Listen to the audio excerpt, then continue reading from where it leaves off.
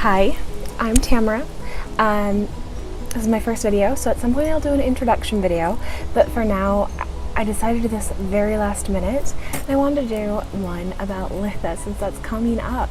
Today, actually the day I'm filming this, I'm hoping to get it up today, but I might not be able to get it up until tomorrow. So the actual day I'm filming this is Midsummer's Eve. I'm not sure where the scratch came from. Anyways, the actual day I'm filming this is Midsummer's Eve. Litha Eve, if you will. And I want to get this up as soon as possible. I was planning on a different video for my first video. Instead, I'm going to do this one. Okay, so first of all, I've heard many different pronunciations of the word Litha. Litha actually does not mean midsummer, really. We've decided to call it that in the pagan world, the Wiccan world, or any of these related worlds. Mainly because all of the other ones have a beautiful name, but Litha really just means June and July. June, what we think of now as June, would be early Litha. What we think of as July would be late Litha. It comes from an Anglo-Saxon. And I've heard many different pronunciations.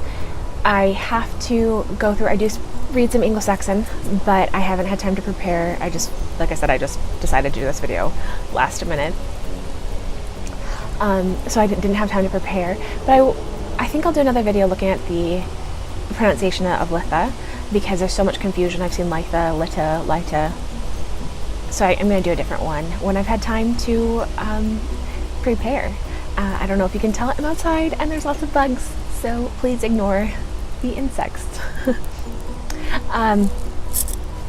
So Litha, or Midsummer, if you believe in the wheel of the year, this is the time of fertility, and it's after their marriage, it's after the god and goddess's marriage, and so it's a time of fertility and of celebration, and it's when they're at their most powerful. Midsummer is the time when the sun is at the highest point. It's the summer solstice. So you have the longest day of the year. So from here on out, the days just start getting shorter.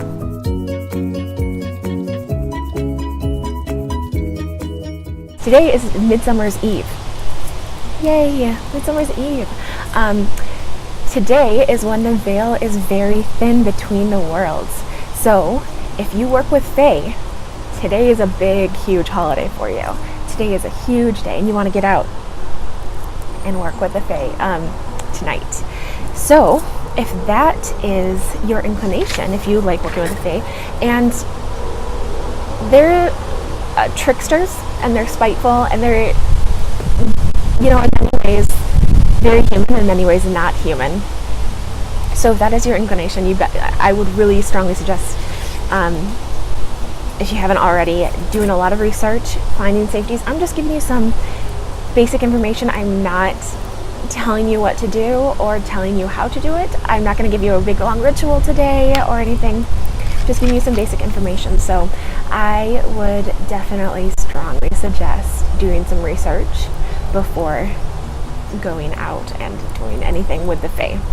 One thing to do is to crush 4-leaf clovers and put it on your eyelids. It's supposed to give you the gift of fairy sight.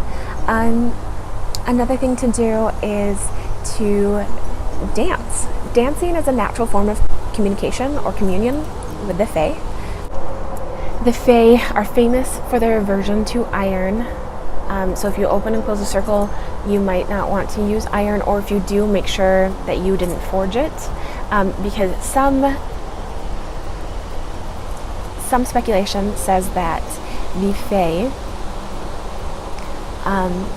their aversion to iron really comes from their aversion to fire, and this is definitely 100% there.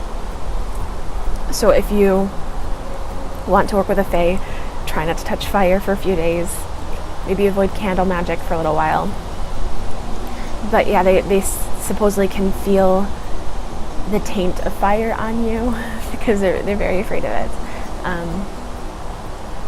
So a lot of people choose to use wood. If they're they'll use a wand rather than an athame or what have you to open circles and close circles when they're working with a fae. So that's an idea. Fruit. Cut up some fruit and put it out. Local is best. I'm actually going to a farmer's market later. Yay! To pick up some local fruit from some local farmers. Sorry, I think I got a mosquito bite on my back. It's the dangers of being out with your shoulders uncovered. Alright, so that's Midsummer's Eve. It's a great time to work with the fairies. The veil is very thin, so it's a great time to work with fairies. It's also a great time because of that for divination. So if divination's in your wheelhouse, go for it.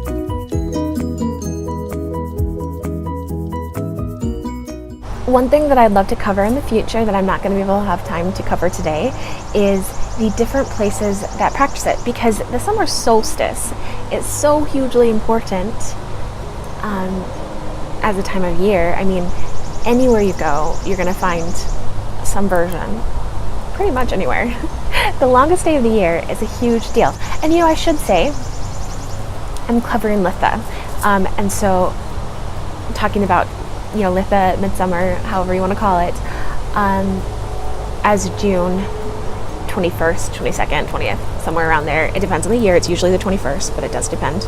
I'm talking about Midsummer in June because I've always lived in the Northern Hemisphere, but if you live in the Southern Hemisphere, you're probably celebrating Yule right now, which is beautiful. You could be celebrating, some people choose to celebrate the Northern Hemisphere holidays in the Southern Hemisphere. That's fine. That's your choice, but many people choose not to because the solstices don't match up, the equinoxes don't match up to the holidays, and that's just a little bit confusing because Midsummer is the sun's at the strongest, the gods and goddesses, especially the sun goddesses and gods, the fire ones, love ones, they're at their strongest at this time. And so, and that has everything to do with the sun and the time of year. And so if you're in the Southern Hemisphere and it is winter for you right now, Yule kind of fits a little bit better.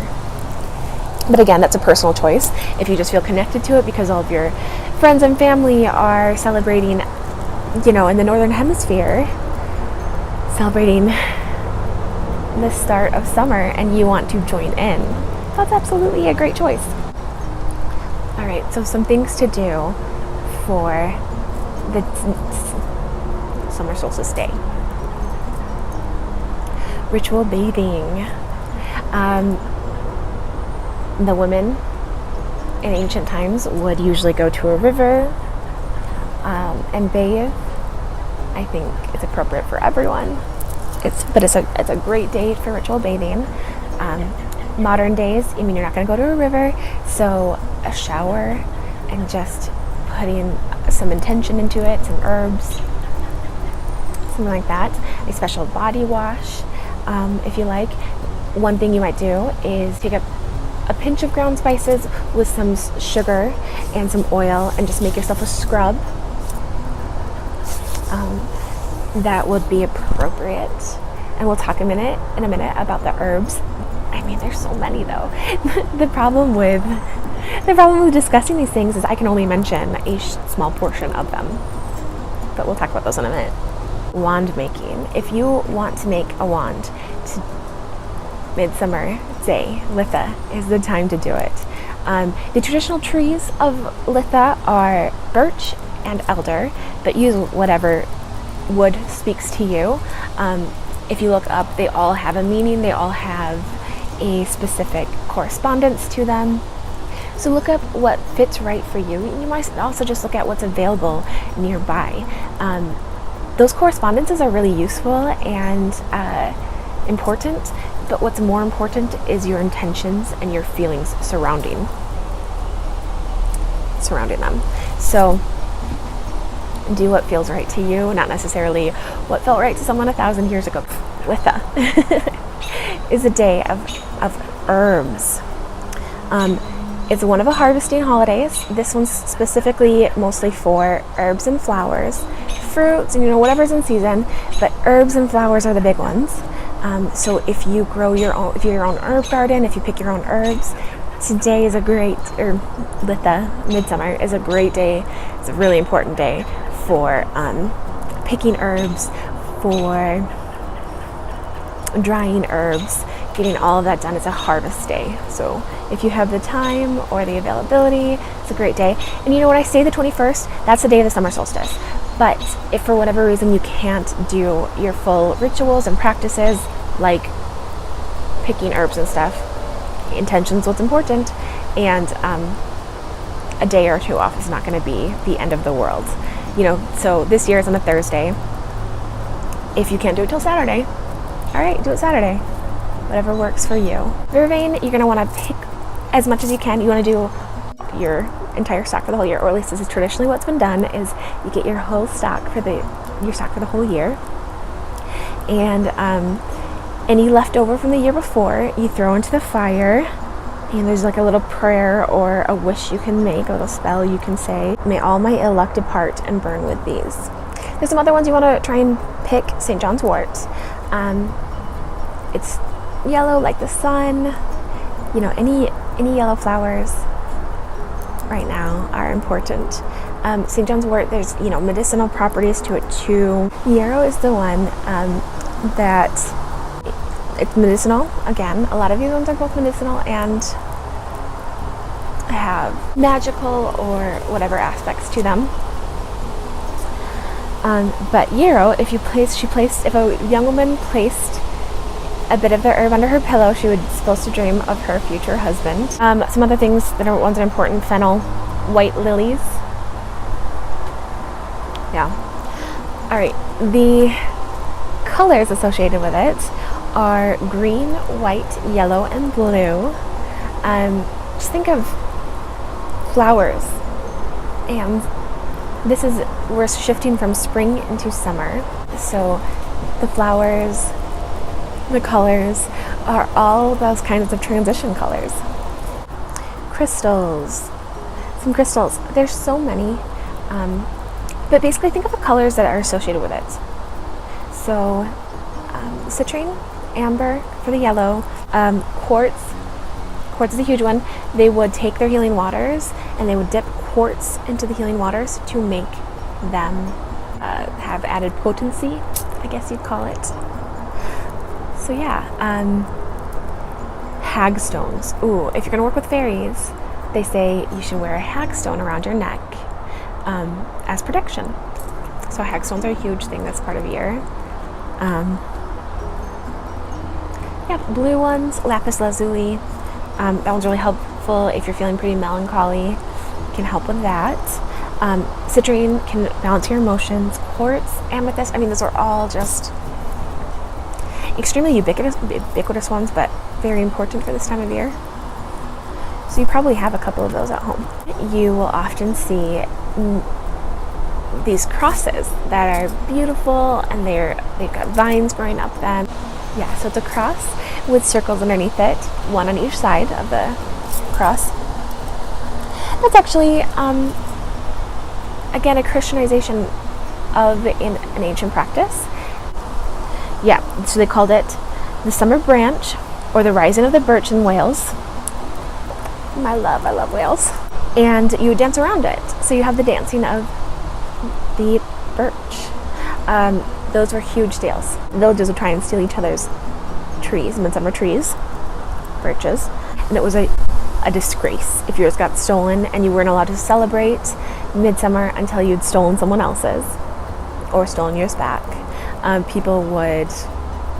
They'd have people guarding them all night long. The big thing, the huge thing, when you think of Litha, when you think of midsummer, is the bonfire. It's so important. It's just supposed to be a mirror of the sun. You're celebrating the sun in the sky. So the bonfire.